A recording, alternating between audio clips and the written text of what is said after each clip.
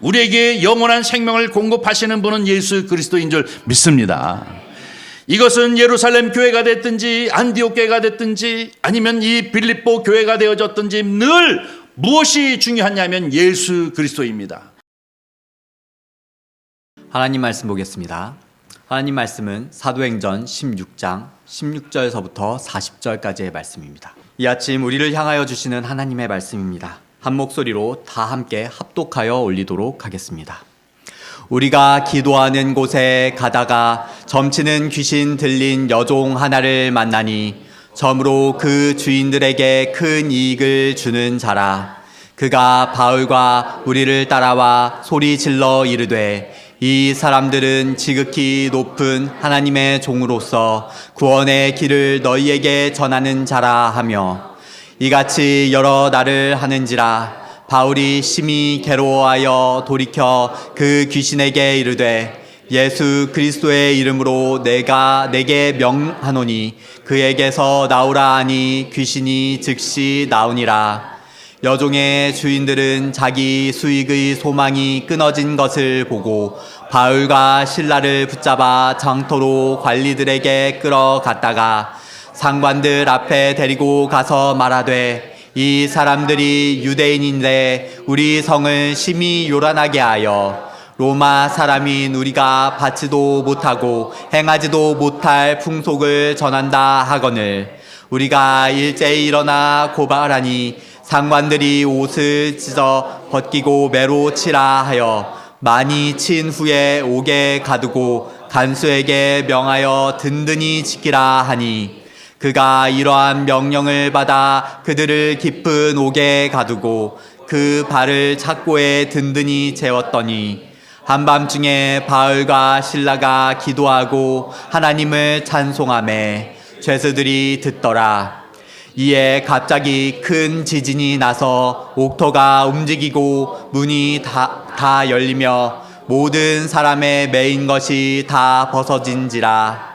간수가 자다가 깨어 옥문들이 열린 것을 보고 죄수들이 도망한 줄 생각하고 칼을 빼어 자결하려 하거늘 바울이 크게 소리질러 이르되 내 몸을 상하지 말라. 우리가 다 여기 있노라 하니 간수가 등불을 달라고 하며 뛰어 들어가 무서워 떨며 바울과 실라 앞에 엎드리고 데리고 나가 이르되 선생들이여 내가 어떻게 하여야 구원을 받으리까 하거늘 이르되 주 예수를 믿으라. 그리하면 너와 내 집이 구원을 받으리라 하고 주의 말씀을 그 사람과 그 집에 있는 모든 사람에게 전하더라. 그 밤 그 시각에 간수가 그들을 데려다가 그 맞은 자리를 씻어주고 자기와 온 가족이 다 세례를 받은 후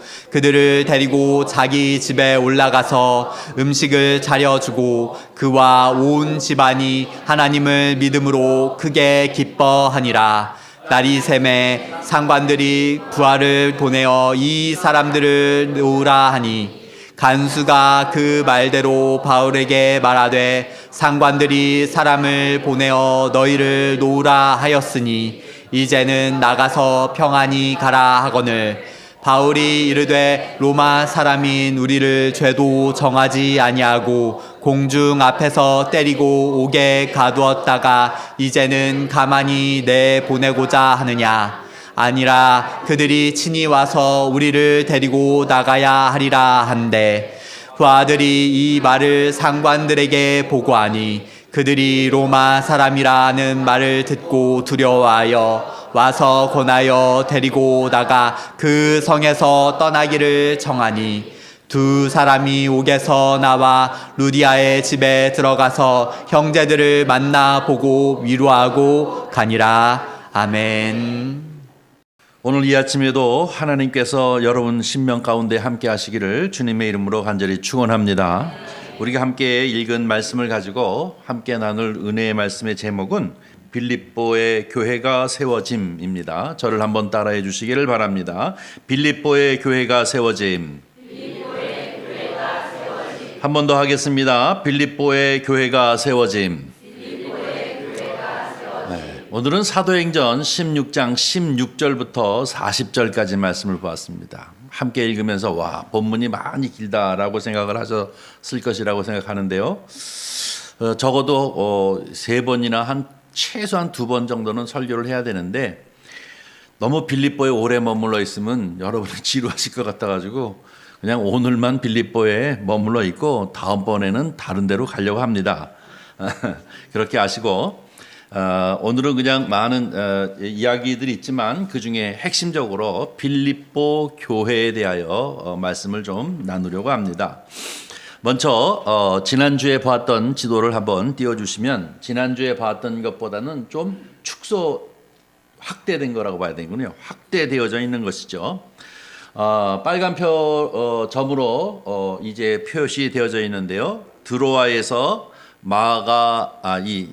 누가를 만나게 되어졌고 거기서 배를 타고 사모드라게라고 하는 섬을 통과해서 그리고 네아폴리로 갔다라는 말씀까지 드렸습니다. 그리고 네아폴리에서 빌립보까지 14km 정도쯤 떨어졌는데요. 이제 빌립보까지 간 것을 말씀을 드렸습니다. 여러분이 잘 알다시피 지난주에도 말씀을 드렸습니다마는 이 에게해를 지나가는 데 있어서 가장 그 해양 교통의 요충지가 사모드라게입니다. 그 이유는 높은 산이 있기 때문에 그 산을 중심으로 이제 거기에 1박을 하고 그리고 난 다음에 어디를 가야 할지를 방향을 잡을 수 있는 곳이기 때문에 그러하다라는 말씀을 드렸습니다. 실질적으로 이 드로아에서 이 네아폴리까지 가는 데는 한 3일이나 4일 정도쯤 걸린답니다. 왜냐하면 범선이었기 때문에 바람을 타고 갔기 때문에 3, 4일 걸렸는데 성경 이 사도행전을 보니까 그때는 기후가 참 좋았던 것 같아요. 하루에 사모드라게로 갔고 하룻밤 자고 그 다음날 네아폴리로 갔으니까 이틀 걸렸으니까요. 기후가 참 좋았을 때였구나 하는 것을 우리가 생각할 수 있고요. 그 다음에 이 네아폴리에 도착했습니다. 이 네아폴리는 로마가 지금으로 얘기하면 이스탄불, 옛날에는 콘스탄티움이라고 하는 곳까지 가는 데에 중간 지점입니다. 중간 지점인데 계속 그 큰 도로가 있는데 그 도로가 중간 지점이 이 네아폴리에 있었다라는 말씀을 드렸고요. 여기서 한 14km 정도쯤 가면은 빌립보가 있는데요.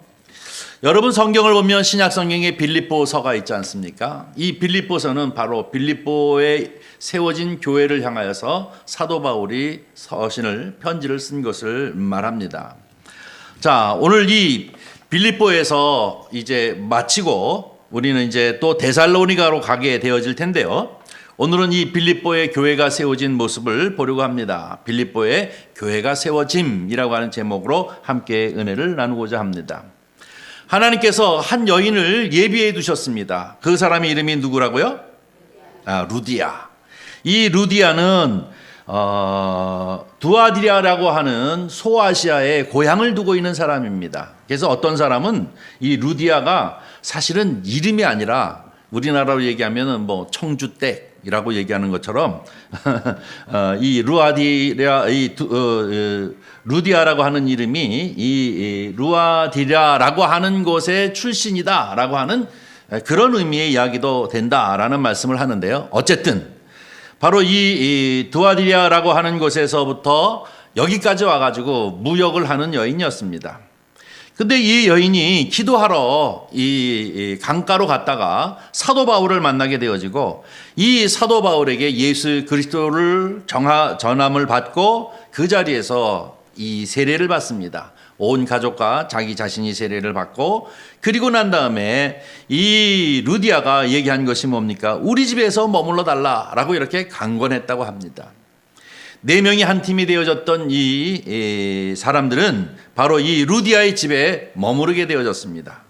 그리고 난 이후에 이제 되어지는 일이 오늘 함께 읽은 본문 말씀입니다. 이 루디아를 만날 때 하나님께서 그의 마음 문을 열어주시고 그로 하여금 오직 예수 그리스도로 충만하게 하셨던 것을 우리가 지난 주일에 볼 수가 있습니다. 하나님이 마음 문을 열어주셨습니다. 이미 준비하셔서 사도 바울을 만날 수 있도록 이제 준비해 놓으신 분이 바로 이 루디아였고, 그를 만남으로 말미암아 그 가정에 머무르게 되어진 것이죠. 그 다음에 이제 본문 말씀을 이제 시작하게 되어지는데요. 여기서부터 교회가 시작되어집니다. 지난주에도 말씀드렸죠. 우리나라도 처음 선교사들이 들어와서 복음을 전할 때에 이 마을 저 마을 다니면서 복음을 전하는 중에 교회가 세워지는 모습은 항상 그 동네에 유지급 되어지는 집에 바로 이 사랑방을 내주면 거기서부터 성경 공부가 시작되어졌고, 예수 그리스도를 믿는 사람들이 한 명, 두 명 되어지면서 교회가 세워지기 시작했습니다. 처음에는 담임 목사님들이 없었기 때문에 몇몇 사람들이 순회하면서 예배를 드리기 시작해서 이제 방방곡곡에 한국에도 교회가 세워졌던 것을 봅니다. 마찬가지로 지금 이 빌립보 성에도 루디아라고 하는 이 사람, 이 여러 가지 성경의 정황들을 봐서는 잘 사는 사람이었습니다. 무역상을 하면서 잘 사는 사람이었기 때문에 아마 로마식 집을 갖게 되어졌고, 그 집에 4사람의 남자들이 유할 수 있을 만큼 넓은 집이었을 것입니다. 여기서부터 바로 이 빌립보 교회가 시작되어지는 원천이 되어졌던 것을 볼 수 있습니다. 자, 오늘은 우리가 이 빌립보 교회가 세워지면서 과연 교회가 무엇인가라고 하는 것을 한 번 더 생각해 보려고 합니다. 여러분, 신약 성경을 보면은요, 27권으로 되어져 있죠. 신약 성경 27권으로 되어져 있는데 그 목차를 보면 제일 앞부분에 나오는 4권의 책이 있습니다. 그것이 뭡니까? 복음서입니다. 마태, 마가, 누가, 요한복음, 이 복음서가 있고, 그 다음에 두 번째로 나오는 것이 사도행전입니다. 또 그 다음에 계속해서 나오는 것이 서신서인 것임을 볼 수가 있습니다. 왜 신약 성경의 목차를 이렇게 만들었을까요? 이것은 무엇이냐면, 제일 중요한 것이 무엇이냐면 예수 그리스도인 것임을 우리에게 가르쳐주고 있는 것이 바로 이 복음서가 맨 앞에 오는 것입니다. 마태복음, 마가복음, 누가복음, 요한복음은 예수 그리스도에 관한 이야기를 얘기하고, 그분께서 무엇을 가르쳐 주셨고 어떻게 행하셨는가 하는 것을 말씀해 주셨습니다. 그 다음에 뒤따라 나오는 것이 무엇이냐면 바로 사도행전인데요. 성령께서 이 제자들을 통해서나 아니면은 사도를 통해서 교회들이 세워지는 이런 모습이 성령을 통해서 이루어졌었던 것을 우리에게 가르쳐 주기 때문에 바로 뒤따라서 이 사도행전이 기록되어지고요. 묶어놓은 것이죠. 그런 식으로 묶어놓고 그 다음에 나오는 것이 서신서들입니다. 로마서, 고린도전서, 고린도후서, 이 모든 게 다 뭐예요? 교회들에게 다시 한번 복음을 전하고 있는 책들이에요. 빌립보서라든지 데살로니가라든지 이런 것들이 다 교회 이름을 얘기하고 있는 것임을 볼 수가 있습니다. 자, 그렇다면 이 신약 성경의 이 목차를 보면서 가장 교회의 핵심은 무엇이어야 하느냐? 바로 예수 그리스도이어야 될 줄 믿습니다. 예수 그리스도. 왜 신약 성경의 맨 앞에 이 복음서를 우리에게 소개하고 있느냐면, 교회는 항상 무엇이 앞서야 하냐면 예수 그리스도가 앞서야 하고, 그 다음에 그들이 모여서 공동체를 이룬 것이 교회인 줄 믿습니다. 바로 이것은 우리에게 중요하게 이 교회의 모습이 과연 무엇이어야 하는가 하는 것을 우리에게 가르쳐주고 있습니다. 만약에 예를 들어서 예수 그리스도가 뒷전에 밀리고 교회가 앞에 있다고 한다면 이것은 이제서부터 교회는 무너지기 시작하는 것입니다. 그러나 교회가 어느 시대를 막론하고 어느 장소를 막론하고 계속 승승장구할 수 있는 그런 교회들은 가장 중요한 것이 무엇이냐면 예수 그리스도의 복음이 늘 앞장서 있는 교회가 승리하는 교회요, 예수 그리스도의 생명으로 공급받는 교회인 줄 믿습니다. 사랑하는 성도 여러분, 우리 선한 이웃교회도 언제나 항상 건물이 앞서는 것이나 조직이 앞서는 것이나 재정적으로 풍부하다는 것이 앞서는 것이 아니라, 우리 선한 이웃교회는 항상 이 신약 성경에서 얘기하고 있는 것처럼 예수 그리스도가 앞서는 교회가 되어지기를 주님의 이름으로 간절히 축원합니다. 교회가 든든히 서가는데 그 수단으로서 예수 그리스도가 있다고 한다면 이것은 이미 망하는 교회입니다. 하나님의 생명, 바로 예수 그리스도의 생명을 풍부하게 공급받을 수 있는 그 교회는 어떤 교회냐? 예수 그리스도의 복음이, 예수 그리스도의 복음과 그 이름이 늘 충만한 교회가 하나님의 역사를 이루는 교회인 줄 믿습니다. 이런 관점에서 오늘 우리에게 주신 16절서부터 40절 말씀을 통해서 여기에만 초점을 맞춰서 보려고 합니다. 먼저 16절 말씀을 보도록 하겠습니다. 16절 보니까 우리가 기도하는 곳에 가다가 점치는 귀신 들린 여종 하나를 만나니 점으로 그 주인들에게 큰 이익을 주는 자라라고 얘기하고 있습니다. 참 희한하죠. 복음을 전하게 되어지면 늘 이런 분들을 만나게 되어지는 거예요. 어려움을 겪는 일이라든지 아니면 이렇게 사람이 사람의 대우를 받지 못하고 그 귀신 들려서 점침으로 인해서 그 주인들이라고 얘기하는 것은 한두 명이 아니잖아요. 이 여인을 소유하고 있는 사람들이 한두 명이 아니에요. 근데 이 여인을 왜 소유하고 있을까요? 이익을 주기 때문에. 돈벌이 수단으로 이 여인을 이제 혹사시키는 이런 이들이 있었다는 것입니다.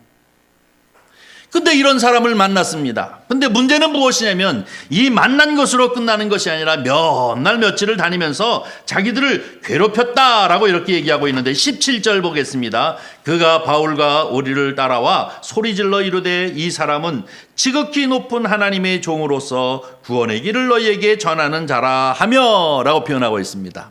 여기서 아주 중요하게 봐야 할 것은 뭐냐면 지극히 높은 하나님의 종으로서 라고 이렇게 표현하니까 귀신 들린 여자가 예수를 믿나?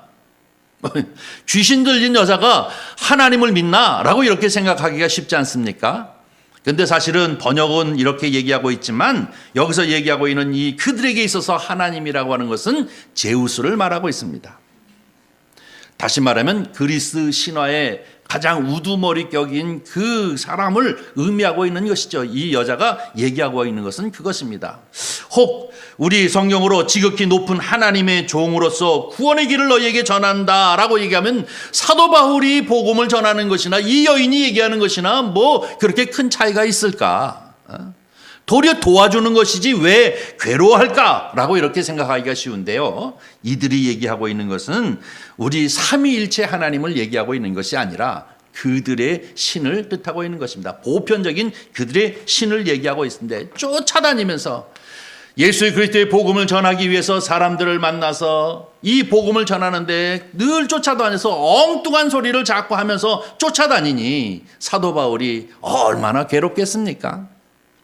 몇 날 며칠을 참다가 할 수 없어서 한 일이 무엇입니까? 18절 말씀을 보니까 이렇게 얘기하고 있습니다. 18절 다 같이 읽습니다. 이같이 여러 날을 하는지라 바울이 심히 괴로워하여 돌이켜 그 귀신에게 이르되 예수 그리스도의 이름으로 내가 내게 명하노니 그에게서 나오라 하니 귀신이 즉시 나오더라. 아멘. 누구를 전했습니까? 예수 그리스도. 예수 그리스도의 이름으로, 예수 그리스도의 이름으로 귀신을 내어쫓는 이 예수 그리스도를 전한 것입니다. 사도 바울은 어디를 가든지 예수 그리스도를 전했습니다. 1차 전도 여행 때도 여러분이 잘 알다시피 구브로 섬에서나 아니면 또 피시디 안디옥에서나 이고니온에서나 루스드라에서나 더베에서나 언제나 그에게 전하고자 하는 것은 무엇이었습니까? 예수 그리스도예요. 예수 그리스도를 주라 고백하는 이들의 모임이 바로 교회가 되어진 것인 줄 믿습니다. 이렇게 빌립보에서도 이 기도하기 위하여 그리고 전도하기에 길을 나섰는데 귀신 들린 여인을 만났고 그에게 바로 예수 그리스도의 이름으로 명하여 귀신을 내어쫓은 역사가 있는 줄 믿습니다.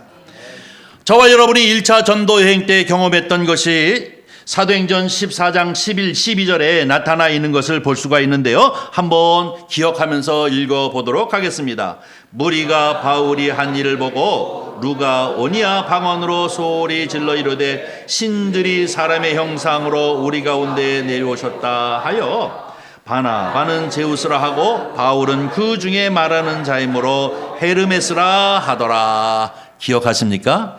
루스드라 성에 들어갔다가 나면서부터 걸어보지 못한 사람이 있는데 그 사람을 사도 바울이 보니 구원받을 만한 믿음이 있는 것을 보고 나사렛 예수의 이름으로 명하노니 일어나 걸으라 했습니다. 그랬더니 어떻게 됐어요? 예수의 이름으로 그가 나음을 얻고, 사실은 이게 그냥 감기 몸살이 아니잖아요. 어떻게 보면은 이건 감기 몸살이 아닙니다. 처음부터 나면서부터 걷지 못했다는 것은 장애인입니다. 그런데 예수 그리스도의 이름으로 명하여서 기적의 역사가 일어났다고요. 그랬더니 온 성이 난리가 났어요. 이야, 하늘로부터 제우스가 내려왔다. 그 다음에 헤르메스가 내려왔다. 예수 그리스도의 삼위일체 하나님의 능력을 전했음에도 불구하고 어떡합니까? 그들은 그들 방식대로 이해하는 거예요. 지금 여기 귀신 들린 여자가 쫓아다니면서 지극히 높으신 하나님으로부터 내려온 종들이라고 얘기하는데, 그 개념이 사도 바울이 전하고자 하는 그리스도와는 전혀 상관이 없는 것을 자꾸 쫓아다니면서 얘기하고 있으니 얼마나 괴롭겠습니까? 그에게 빌립보 성에서 첫 번째로 또 이 사도 바울이 하나님의 놀라운 기적을 행하시는 그 이름이 누구입니까? 예수 그리스도입니다. 예수 그리스도의 이름으로 명하노니 귀신이 나가라! 이렇게 명하니 귀신이 내어 쫓김을 당합니다. 여러분이 루스드라에서 이 문제로 인하여 가지고 이 바나바와 그리고 바울에게 제사를 지내려고 할 적에 우리는 너희들과 똑같은 사람이니 우리에게 그렇게 하지 말라 하고, 오직 예수 그리스도만 그들에게 전하는 그런 모습을 우리가 다시 한번 기억할 수 있지 않습니까? 자, 이런 것을 보면 구브로에서 복음을 전하나, 비시디아 안디옥에서 복음을 전하나, 이고니온에서 복음을 전하나, 아니면 루스드라나 더베에서 복음을 전하나, 이 복음의 내용은 누구입니까? 예수 그리스도입니다. 믿습니까? 오늘날도 마찬가지입니다. 오늘날도 교회가 예수 그리스도로 충만해야 합니다. 우리를 위하여 십자가에 달려 죽으시고 그로 말미암아 우리가 구원함을 받았다고 하는 이 귀하고 놀라운 이 복음은 모든 사람들을 구원에 이끌 만한 충분한 능력이 있는 것이 이 그리스도의 복음인 줄 믿습니다. 이것을 전하는 것이 교회입니다. 교회는 이것을 전하기 위해서 존재하는 것이지, 바로 이 교회가 예수 그리스도보다도 앞서진다고 한다면 그때서부터 우리는 이제 망하는 길로 서서히 가기 시작하는 것입니다. 언제나 서나 우리를 위하여 구원하신 예수 그리스도의 이름이 이제 충만한 저와 여러분이 되어지기를 주님의 이름으로 간절히 축원합니다. 이것이 교회의 목적인 것입니다. 자칫 잘못하다면 교회가 자꾸 사이즈가 커지고 그러다 보면 이 교회 자체에 휘둘려서 예수 그리스도를 잊어버리고 만다고 한다면, 아니 예수 그리스도가 교회를 유지하거나 교회를 성장시키는 데 있어서 수단으로서만 이제 사용되어진다고 한다면 이미 거기는 사회와 똑같은 기업일 뿐이지 예수 생명이 없는 것입니다. 이 빌립보 교회, 사실은 따지고 보면 유럽의 첫 번째 교회요, 예루살렘 교회는 최초의 교회, 성령이 임한 교회요, 그들을 통해 가지고 복음이 전파되어지면서 두 번째 교회인 이 수리아 안디옥 교회는 선교하기 위한 교회요, 그 다음에 이 빌립보 교회는 또 상징적인 의미가 있습니다. 뭐예요? 유럽의 첫 번째 교회예요. 예루살렘 교회나 수리아 안디옥 교회나 아니면 빌립보에 의해 세워지는 이 빌립보 교회나 오직 예수로 충만해야 될 줄 믿습니다. 이것이 바로 교회의 모습임을 우리에게 가르쳐주고 있습니다. 사랑하는 성도 여러분, 우리 선한유회교회가 50년, 100년, 200년 하나님 앞에 영광을 돌리고 하나님의 뜻을 수행하는 교회가 되어지기 위해서는 예수 그리스도로 충만해야 될 줄 믿습니다. 언제나 서나 예수 그리스도를 자랑하고 예수 그리스도를 전파할 때 우리 하나님께서 예수 그리스도의 생명으로 저와 여러분에게 충만하게 지원해 주실 줄 믿습니다.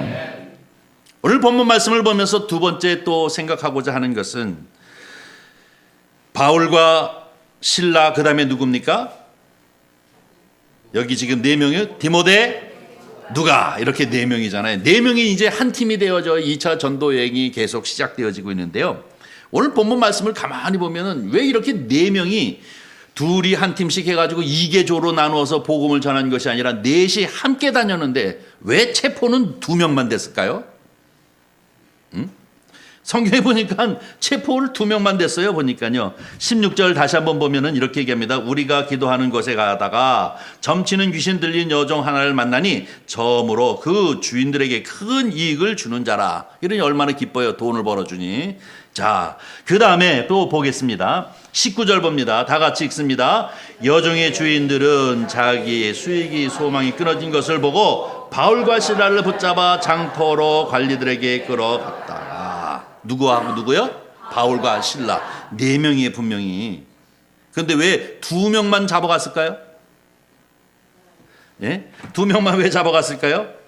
자, 20절, 21절 보겠습니다. 읽습니다. 다 같이 읽습니다. 상관들 앞에 데리고 가서 말하되 이 사람들이 유대인인데 우리의 성을 심히 요란하게 하여 로마 사람인 우리가 받지 못하고 행하지도 못할 풍습을 전한다 하거늘. 자, 여기서 지금 고발하는데 이 사람이 어디 사람이라고요? 유대인이라는 거예요. 여러분이 잘 알다시피 디모데는 반쪽이에요. 아버지가 누굽니까? 헬라인이죠. 누가는 철저히 처음부터 헬라인입니다. 엄마도 아버지고 다 헬라인입니다. 그런데 지금 2 사람이 누구예요? 유대인이에요. 누가? 바울과 실라. 근데 나중에 사실은 혈통적으로 둘 다 유대인이에요. 그런데 나중에 성경을 읽어보니까 이 사람은 로마의 시민권을 돈 주고 샀거나 아니면 자격을 취한 것 뿐이지 혈통적으로는 유대인이에요. 그래서 지금 얘기하는 거예요. 우리의 기쁨을 주는 돈을 버는 수단이 되어졌던 이 여인에게 무슨 짓을 했는지는 모르지만 귀신이 나가가지고 더 이상 돈을 벌을 수 있는 그 소망이 끊어진 상태가 되어졌어요. 이들이 몹시 화가 난 거예요. 왜? 나에게 기쁨을 주는 것을 없이 여겼으니까. 그래서 어떤 형태로든 이들을 고발하기는 해야 되겠는데 넷을 다 잡아들일 방법이 없어. 그래서 둘만 잡는데요. 둘만 잡아서 고소하는 그 제목이 뭡니까? 유대인이에요. 유대인. 유대인으로서 이 로마인들이 따를 수 없는 풍습, 이상한 걸 전해서 우리로 하여금 혼란하게 한다라고 이렇게 이제 얘기하고 있는 것을 보는데요. 여러 가지 역사들을 보니까요, 이 빌립보라고 하는 이 성이 전번에 말씀드렸습니다마는 마케도니아의 주가 되어졌던 알렉산더 왕의 아버지가 거기를 장악하고 있는 것이라고 그랬습니다. 이 헬라가 시작되어지는 곳인데요. 로마가 제국을 이루면서 이 빌립보성을 특별히 이 황제의 직할 도시로 만들었습니다. 그게 옥타비아누스인데요. 이 사람이 어떻게 하느냐면 자기를 향하여 충성하면서 제국을 확장하는데 군인으로서 철저히 충성을 다했던 사람들이 퇴역할 때 이 퇴역한 사람들을 다 어디다가 살게 했냐면 빌립보에 가서 살게 했거든요. 그래가지고 로마하고 거의 비슷하게 원형극장도 있고 여러 가지 시설들이 다 로마식으로 되어져 있어요. 그리고 로마의 퇴역 장군들이 그 가족들이 거기 가서 살고 있기 때문에 이 사람들은 프라이드가 상당히 높아요. 내가 로마인이라고 하는 것에 대한. 그래서 여러분이 알다시피 웬만하면은 다 유대인들이 흩어져 살고 있어서 회당이 하나씩 쭉 다 있었었는데 어디에요? 빌립보에는 회당이 없었다고요. 이만큼 로마인들이 큰 긍지를 가지고 살아가는 도시였는데 이때 이 루디아를 만나게 되어졌고 하나님께서는 특별히 이 빌립보 성에 유럽의 첫 번째 교회를 세우시기 위한 하나님의 계획이 있으셨던 거예요. 그래서 거기서부터 출발을 하는데요. 그러다 보니까 이것을 너무나도 잘 알고 있는 사단의 세력이 있잖아요. 이 세상 법이 이 사람들을 어떻게 이제 우리의 즐거움을 갖다가 제하여버린 이들을 갖다가 싹쓸 처음부터 없이 하기 위해서는 어떻게 하느냐. 이들을 유대인이라고 하는 이유로 고발하게 되어지고 이 로마인으로서 도저히 받아들일 수 없는 이상한 것을 가르칠 뿐만 아니라 이것으로 인하여 로마인들이 살고 있는 이 빌립보 성을 갖다 요란케 만드는 죄가 있다는 거예요. 그러면서 그들을 데리고 어디로 갔어요? 장터로 갔다라고 얘기하고 있는데요. 우리나라 성경에 얘기하고 있는 이 장터라고 하는 것은 사실 아고라라고 하는 곳이지 않습니까? 유럽의 도시들을 보면은 상점들이 쭉 있고 그리고 관청들이 있고 그 앞에 광장들이 있어서 그 광장을 갖다 아고라라고 얘기하는데요. 여기는 장터, 우리나라로 얘기하면 저잣거리 같이 되어지기도 하지만 여기서는 바로 이 공개 토론도 하기도 하고 또 재판도 하기도 하고 하는 곳입니다. 그런데 여기 행정부서들이 많아요. 요즘으로 말하면 뭐 시청이라든지 이런 것들이 많은데 이 총독들이 있는 이 행정부서들이 많았기 때문에 이 장터로 이 두 사람을 잡아다가 바울과 실라를 잡아다가 고소했어요. 왜 이렇게 우리를 곤란하게 만드느냐? 로마 사람인 우리가 받지도 못하고 행하지도 못할 풍습을 전한다 하고 이렇게 고소했습니다. 그랬더니 재판도 해보지 않냐고 유대인이라니까 우습게 여겼어요. 그래가지고 무조건 잡아다가 옷을 벗기고 두드려 패서 감옥에 가두라 라는 것 아닙니까? 바로 이게 지금 어려움을 겪게 되어지는 모습을 볼 수가 있습니다. 자, 특별히 빌립보 성이라고 하는 것은 특성이 좀 있는 그런 성이었구나 하는 것을 우리가 알 수 있는데요. 24절 보겠습니다. 감옥에 들어갔습니다. 다 같이 읽습니다. 그가 이러한 명령을 받아 그들을 깊은 옥에 가두고 그 발을 작고에 든든히 채웠더니 라고 얘기하고 있습니다. 깊은 옥에 가뒀다는 얘기는 지하 감옥에 가뒀다는 얘기입니다. 지상이 아니라 지하 감옥에 가두게 됐고, 우리가 얘기하고는 이 착고라고 채웠다고 하는 것은 우리나라식으로는요. 그러니까 이렇게 둥그런 쇠뭉치에다가 이렇게 해가지고 발을 갖다 이렇게 잡는 것으로 얘기하는데요. 제가 이스라엘이나 이런 데 가보니까 그런 식으로 되어져 있지 않고요. 이 벽면에다가 딱 고정을 시켜가지고 줄로 이렇게 해서 발에다 딱 채워가지고 꼼짝을 못하게 하더라고요. 그런 형태더라고요. 예수님이 잠깐 갇혀 있었던 곳을 보니까 예수님은 이렇게 서서 이렇게 팔이 이렇게 걸려 있는 그런 형태더라고요. 남아 있는 걸 보니까요. 어쨌든 이 유럽식이라고 하는 것이 우리나라식이 아니라 꼼짝을 못하도록 이렇게 잡아서 걸어서 벽면에 붙여놓는 것을 말하는 것입니다. 몹시 두드려 맞은 상태에서 이렇게 작고를 채워서 움직이지 못하는 이런 상태에 이제 놓여져 있는 것을 볼 수가 있는데요. 25절 봅니다. 25절 밤중에 바울과 실라가 기도하고 하나님을 찬송하며 죄수들이 듣더라. 여기서 죄수들이 들을 정도라고 얘기한다는 이분들이 기도하는 모습이 어떻게요? 소곤소곤소곤소곤 옆 사람 들릴까 말까 하는 목소리였을까요? 아니었을 거예요. 간절함으로 하나님 앞에 기도했습니다.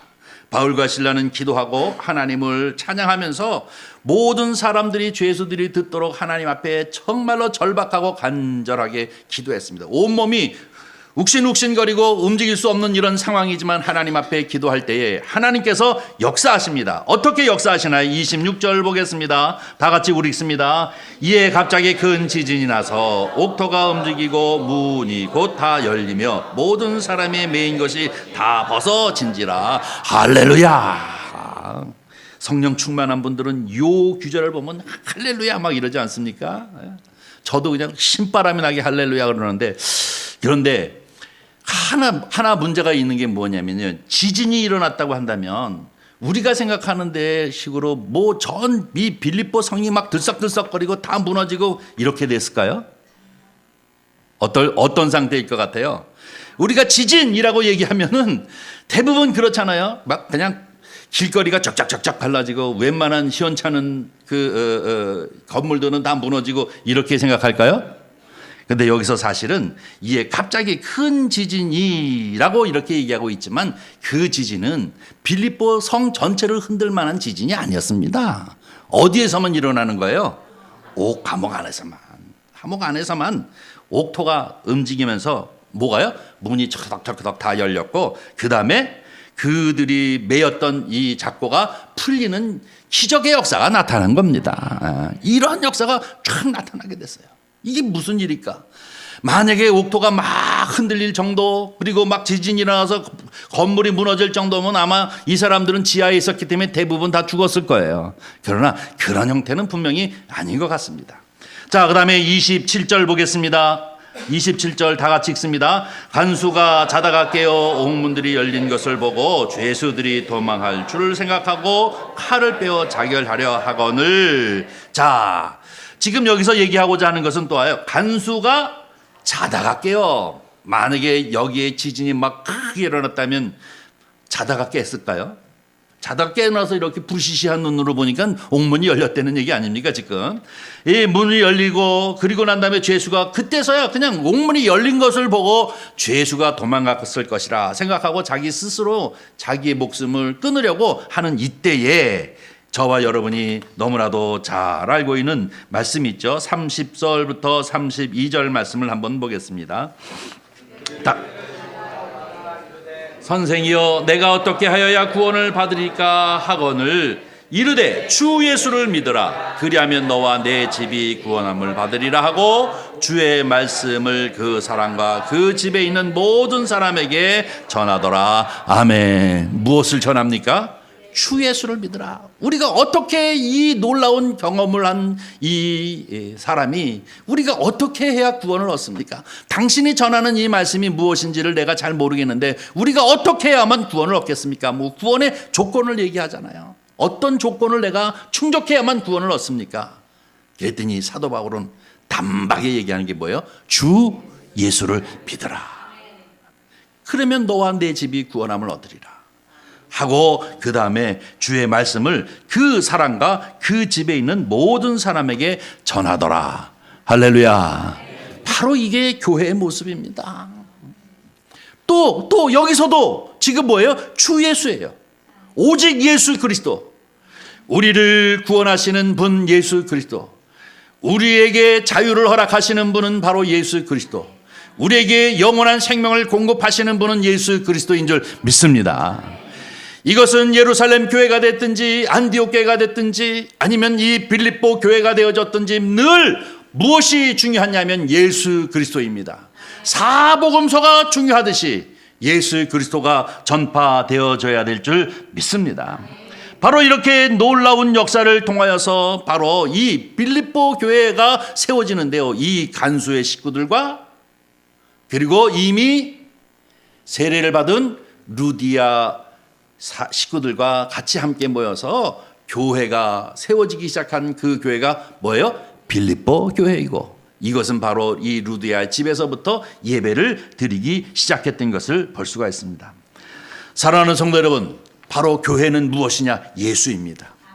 오직 예수 그리스도가 전파되어져야 하는 것이 교회고 예수 그리스도가 높여지는 것이 이 영광을 드러내는 것이 바로 교회이어야 되는 줄 믿습니다. 어떻게 사도 바울은 가는 곳마다 이렇게 그리스도의 복음인 예수 그리스도를 전할 수 있었을까요? 그는 이미 율법학자였고 그 율법을 지키기 위해서 평생을 노력했던 사람이요.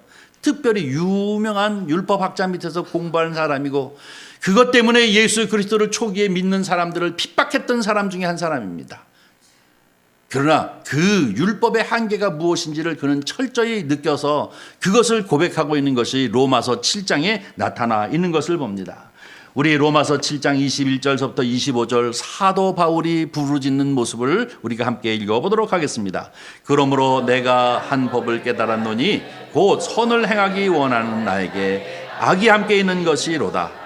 내 속 사람으로는 하나님의 법을 즐거하되 내 지체 속에 한 다른 법이 내 마음의 법과 싸워 내 지체 속에 있는 죄의 법으로 나를 사로잡는 것을 보았도다. 오라 나는 곤고한 사람이로다.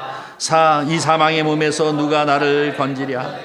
우리 주 예수 그리스도로 말미암아 하나님께 감사하리로다. 그런즉 내 자신이 마음으로는 하나님의 법을 육신으로는 죄의 법을 섬기노라. 아멘. 오라 나는 곤고한 사람이다라는 건 뭐예요? 자기 한계를 철저히 느끼고 있다는 얘기예요. 율법으로 인하여서 무언가를 이루려고 했지만 그것이 나의 마음 가운데 두 개의 법이 있는데 하나는 하나님을 따르려고 하는 법이 있고 하나는 육신의 연약함 때문에 자꾸 죄를 지으려고 하는 이 두 법이 있다는 거예요. 이것을 내가 이기지 못하고 있는 이런데 우리 주 예수 그리스도로 말미암아 내가 감사하는 것은 결국은 예수 그리스도로 말미암아 이 모든 것들을 해결하고 내가 율법에 대하여는 죽고 복음에 대하여 살 수 있는 것을 허락하신 분이 바로 예수 그리스도인지를 그가 깨달았기 때문에 그때서부터 일만 열면 예수 그리스도가 나타나는 줄 믿습니다. 이것이 이 로마서 7장 지나서 8장에 나타나 있습니다. 8장 1절 2절 보겠습니다. 다 같이 읽습니다. 그러므로 이제 그리스도 예수 안에 있는 자에게는 결코 정죄함이 없나니 이는 그리스도 예수 안에 있는 생명의 성령의 법이 죄와 사망의 법에서 나를 해방하였느니라. 아멘. 답은 뭐밖에? 예수 그리스도밖에 없다는 거예요. 예수 그리스도께서 나로 하여금 생명의 성령의 법이 내가 늘 질질 끌려다니는 이 죄와 사망의 법에서 나를 건지셨다는 거예요. 바로 그렇기 때문에 사도 바울은 안디옥 교회를 가던 빌립보 교회를 가던 아니 루디아에 있는 어디에 있는 교회를 가던 오직 그가 전하는 것은 예수 그리스도인 줄 믿습니다. 사랑하는 성도 여러분, 많은 설교를 할 수 있는 이 본문 16절서부터 40절까지지만 오늘 이 아침에 우리가 하나 꼭 보고 싶은 것은 무엇이냐면 교회는 예수 그리스도입니다. 예루살렘이 됐던 또 안디옥이 됐던 유럽의 최초의 교회가 된 이 빌립보 교회가 됐던 모든 교회는 예수 그리스도가 충만해야 될 줄 분명히 믿습니다. 시간이 많이 가서 맺히려고 합니다. 한 가지만 얘기하려고 합니다. 여러분이 잘 아는 이 성철이라고 하는 스님이 있었죠. 물은 물이요 뭐 산은 산이다 뭐 이런 책을 쓴 사람. 그분이 상당하게 불심이 깊으신 분이라고 하는데 그래서 그분을 쫓는 사람들이 참 많았다고 그래요. 그런데 그때마다 이 사람이 한 말이 있습니다. 중을 믿지 말라. 중을 믿지 말라. 그게 무슨 의미인지 아십니까? 그 다음 이야기가 참 대단한 얘기예요. 중을 믿지 말라 그러면서 얘기하면 중을 믿으면 불법이 보이지 않는다. 다시 말해서 불경이 안 보인다는 거예요. 이거를 한번 뒤집어서 기독교로 따져 목사를 믿지 마십시오. 난 목사님한테 실망해서 교회 안 다닌다는 사람 무지하게 많이 봐요. 왜 목사를 믿어요? 목사를 믿지 마세요. 목사를 믿으면 그리스도가 안 보여요. 목사는 그리스도를 향하여 손가락질하는 사람이에요. 그분을 믿으라고. 사도 바울을 믿으면은 망해요. 사도 바울이 전하는 예수 그리스도를 봐야 됩니다. 그래서 이분이 얘기하기를 중을 믿지 말라는 거예요. 자기가 중이면서. 그러면 불경이 안 보인다는 거예요.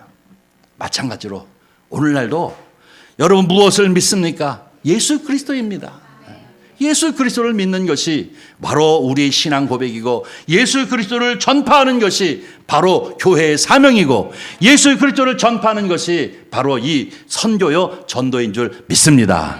우리 선한의 교회는 오직 예수로 충만하고 예수 그리스도를 전하고 예수 그리스도의 사랑을 전하는 교회가 되어지기를 주님의 이름으로 간절히 축원합니다. 기도하겠습니다. 자비로우신 아버지 하나님, 주님의 은혜와 사랑을 진심으로 감사합니다. 오늘 이 주일 아침에도 어김없이 주의 백성들이 사모함으로 주님 존전 가운데 나와 주를 향할 수 있도록 은혜를 베푸심을 진심으로 감사를 드립니다. 기록된 하나님의 말씀을 통하여 또 다시 한번 사도 바울이 증거하는 예수 그리스도를 이제 아버지 하나님이여 우리 마음 가운데 아멘으로 받았습니다.